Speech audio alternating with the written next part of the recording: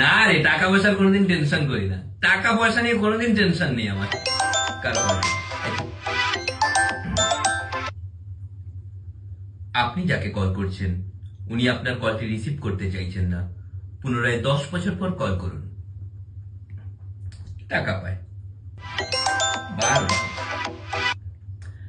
আপনি যাকে কল করছেন উনি আপনাকে সরাসরি ইগনোর করতে চাইছেন। আপনিও পারলে ওনাকে ইগনোর করুন। এত ডিস্টার্ব করে ওটাই বারবার। আপনি যাকে কল করছেন উনি আপনাকে টাকা দিতে চাইছেন না। আপনি টাকার আশা ছেড়ে দিন, অথবা পুনরায় ওনাকে টাকা দিয়ে সাহায্য করুন। বললেও শোনে না, আবার ডিস্টার্ব। আপনি যাকে কল করছেন উনি এখন ব্যস্ত আছেন। আপনি কিছু সময় পর কল করুন, উনি তখনও ব্যস্ত থাকবেন। ডিস্টার্ব করতে থাকে প্রচন্ড। এরকম করলে কি করে হবে?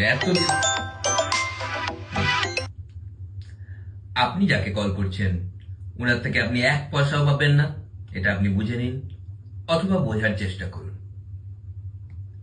মানে এই যে বুঝছেই না, কি করে যাবে? মানে এরা যে টাকা দিয়ে দিলে একবার কি যে ভাবে কি। আবার কল, এবার ব্লক মারতে হবে। চুপ।